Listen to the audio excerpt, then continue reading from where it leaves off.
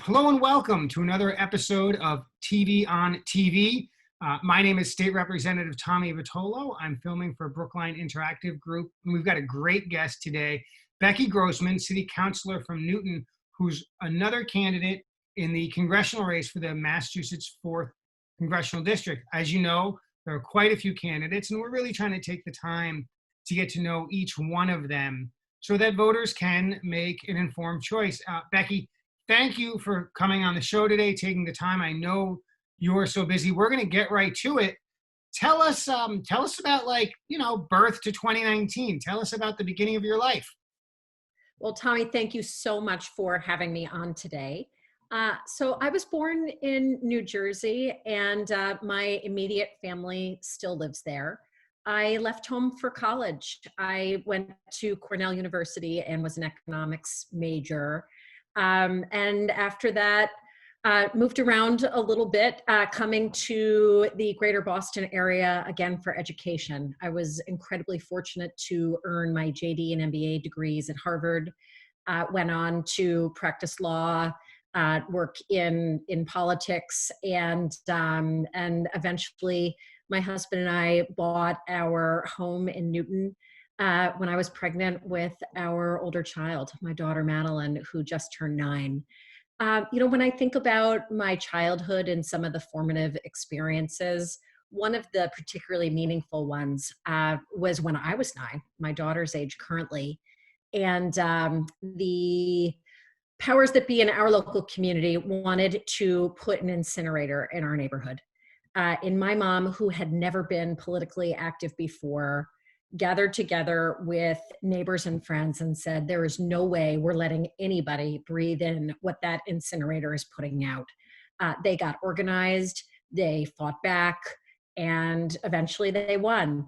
And she brought me along to some protests and rallies, and I marched with a sign in my hand.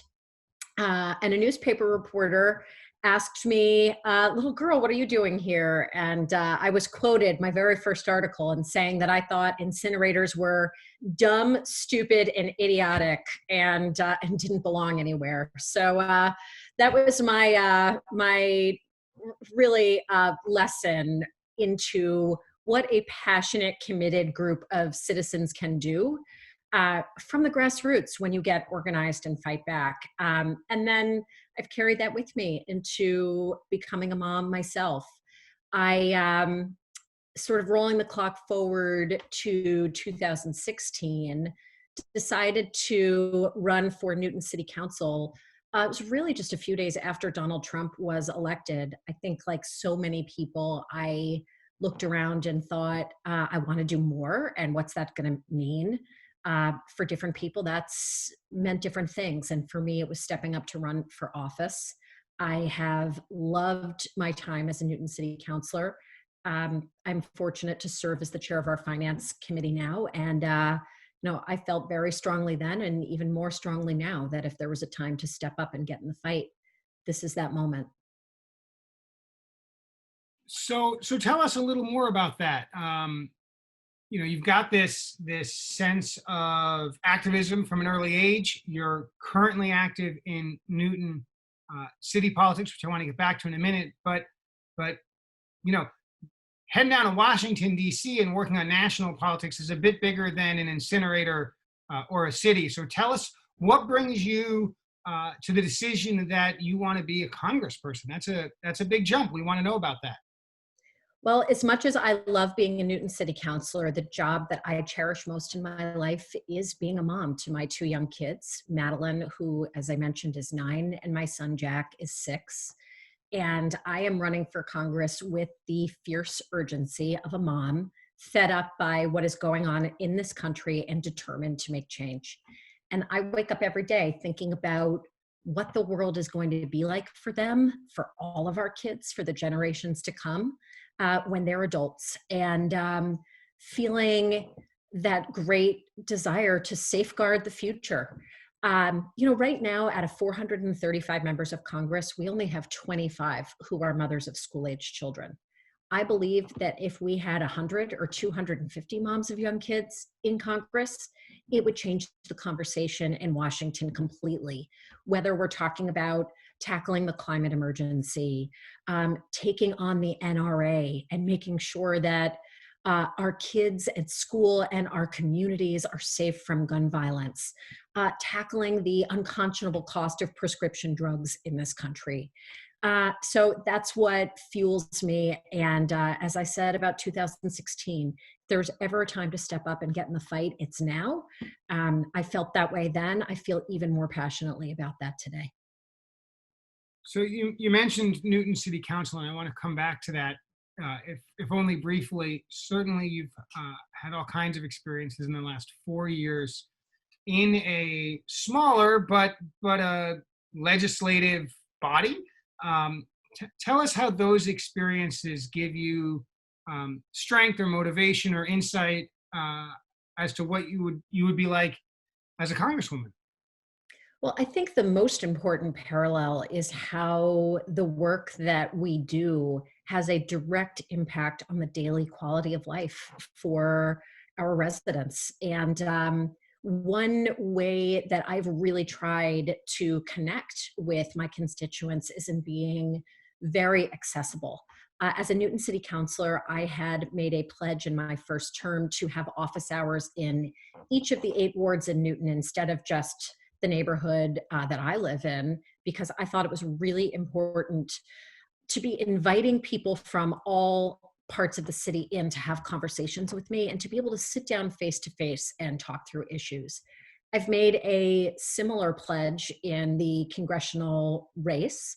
And to my knowledge, I'm the only candidate to do so, that I will have office hours in my first term in each of the 34 cities and towns if I am so fortunate as to be elected, which I think is particularly important in a district that is as varied as the 4th district is. And when we've got a crop of 9 candidates, 6 of whom come from Brookline, 2 from Newton, and 1 from Wellesley, really showing up in the entire district, especially in the southern part of the district, in the South Coast, in the gateway cities, and in communities that definitely face different challenges than we do in Newton and in Brookline.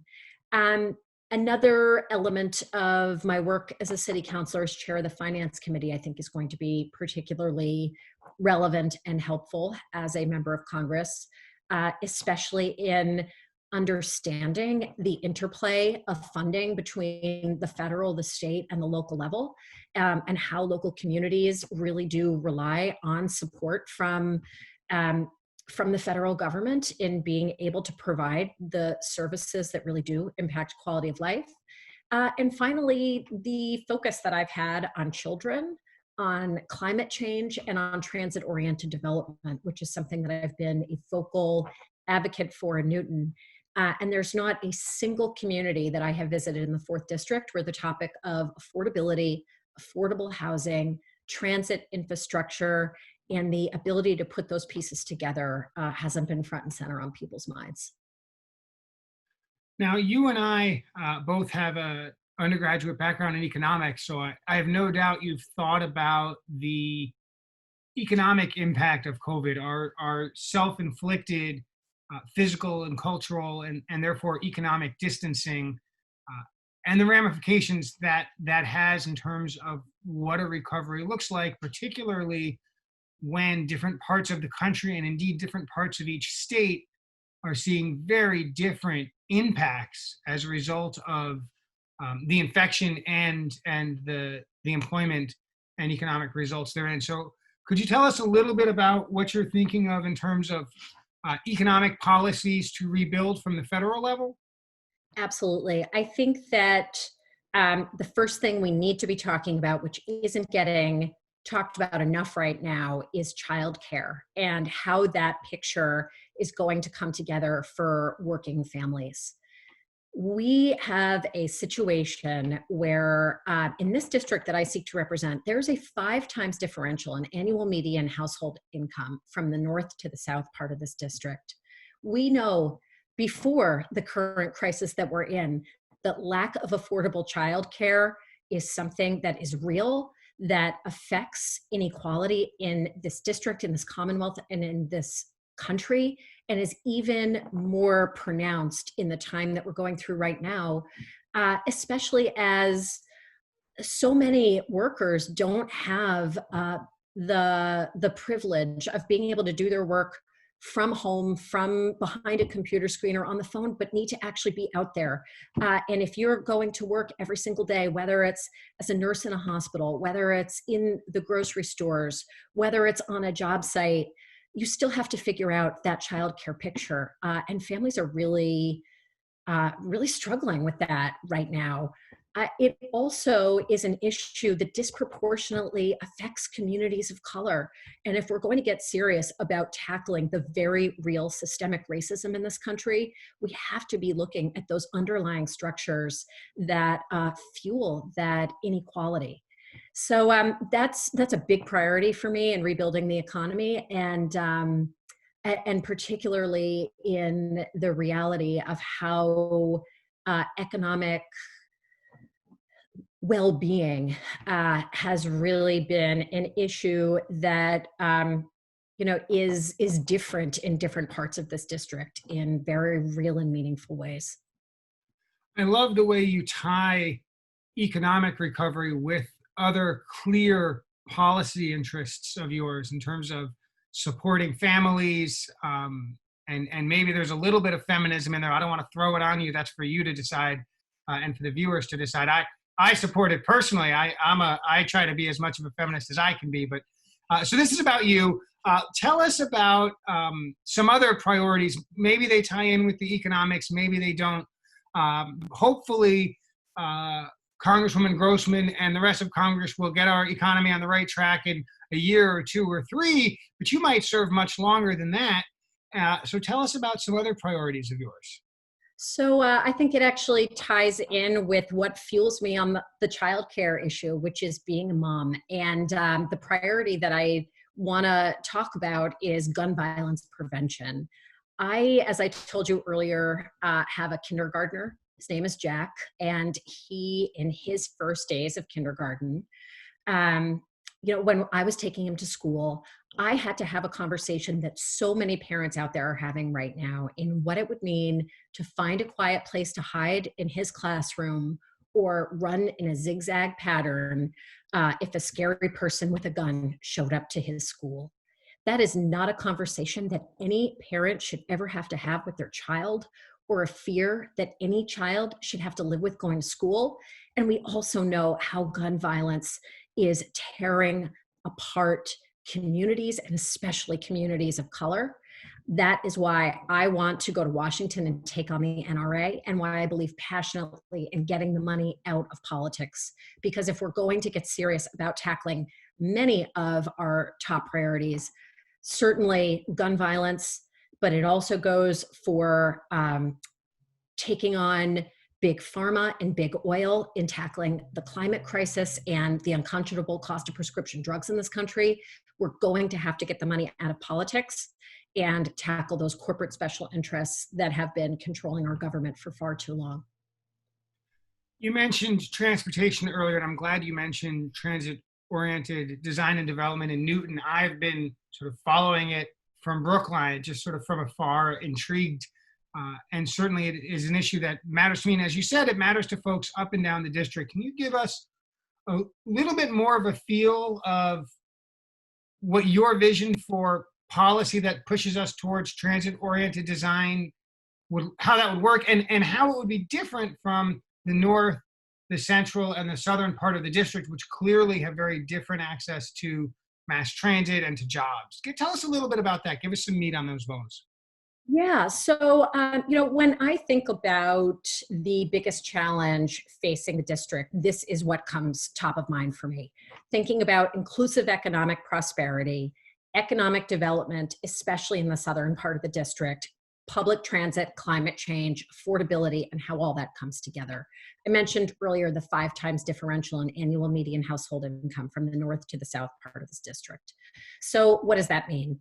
I think it means that we need far more investment that has to come from the federal government in rebuilding our public transportation and our infrastructure that connects folks to where the jobs are. Right now, coming out of this pandemic, we are going to need to put millions of people back to work. We've seen how the federal government can put resources in a very meaningful and significant way behind what it views as priorities. And as we're looking to put millions of people back to work, and we know that we need to be rebuilding our commuter rail, rebuilding all of the different train systems, as well as thinking about how we're going to prioritize bus lanes and bus transit, and even bike infrastructure, which I know is something you've worked on passionately and something that I've been vocal about in Newton as well. We can use the resources of the federal government in this moment to accomplish those goals, all the while tackling the climate emergency and building for the green energy future that we want. Now, in terms of the housing piece of it, the federal government can and must do far more in incentivizing the kinds of zoning reform, taking on the effects of redlining that still very much affect how housing has developed in this district, in this Commonwealth, and to be using incentives to support local governments who are willing to make change and move in the direction of adding different types of housing to their stock, as well as being really thoughtful and planning more concentrated development right around where these transit hubs are, so that people can live without having to rely on a car and sitting in 2 hours of traffic each way. If you're coming from the southern part of the district to your job in Boston, that's what people are doing right now. One other thing that I just want to point out as we're talking about the inclusive economic prosperity idea, I had made a commitment very early on in this race that if I'm so fortunate as to be elected, I'm going to have a member of my staff whose priority focus is economic development, especially in the southern part of the district. That also really means small business development, making sure that small business entrepreneurs who typically have had the hardest time accessing capital, and that includes minorities, women, veterans, and the disabled, have that access to capital as well as the training they need to get a business off the ground, to therefore be employing others and bringing vitality to their communities. And it also means getting serious about opportunities like Brayton Point, a defunct coal-fired power plant that stands poised to be a hub for the offshore wind industry and has the opportunity to establish not just Massachusetts, but this district as a leader in a clean energy future. Those are the kinds of tangible solutions that I think that our member of Congress needs to be fighting for and bringing over the goal line, and that I'm really committed to as the next member of Congress for the 4th District. Thank you. I was wondering if you could, I will confess, I have not spent much time down in the southern part of the 4th District. My family goes down to New Bedford, and that's no longer in the district, right? It stops at Fall River. And I think that's true of many folks in the northern part of the district. We know it exists. Maybe we drive through once in a while, but I was hoping you could maybe share with us maybe one challenge that is fairly common throughout the district, and maybe one challenge that is maybe folks in the north don't really have any understanding about, that the south is facing, or vice versa. Well, I would just say that I think that the pandemic right now has really shed a light on so much of the inequality that we've been talking about for a really long time, but is much more pronounced as families are really struggling with how they're going to pay their next rent check, how they are going to make sure that there's food on the table. I spent a Saturday morning recently at one of the food pantries in Attleboro, hearing about a family of 5 children who, the parents had lost their jobs, were embarrassed, to ask for help. And when food was delivered to them, discovered that they were down to, one box of crackers. That is real. And that is happening throughout this district. Families are really worried about where that roof over their head is going to come from and where that food on the table is going to come from. And I think that there's a lot more that we have to do as a federal government to make sure that we are taking care of people and getting them through this crisis, both from a healthcare and an economic perspective. I think one other difference, or not difference, but something that is really on cities and towns' minds right now is the aid from the federal government and the state government to the extent that the state government is able to provide it to help to fill the budget gaps that municipalities are facing. I know in Newton, we went through a really thoughtful process of how we were going to figure out what to cut out. And in other cities and towns through the district, there are far deeper cuts. In Newton, we made hard cuts, but we're in a fortunate enough position that we really didn't have to cut to the bone. In other municipalities, it means losing essential services and losing educational services. So I think that there are real places that the federal government needs to be stepping in and helping. And it's really been unconscionable to me to hear people like Mitch McConnell talk about how they think that, one stimulus check is somehow going to get people through this time. And I think we've got a lot more that we need to do. I have a cynical hunch that as the Republican strongholds of the Southeast and parts of the Midwest and West get sick, suddenly folks like Republican Mitch McConnell will find it in his heart to send more money to folks who need it. Cynical, perhaps, but maybe if it works out that way, so be it. Becky, we've just got another minute or two. Last thoughts, last opportunities to make a plug. Tell us what we missed.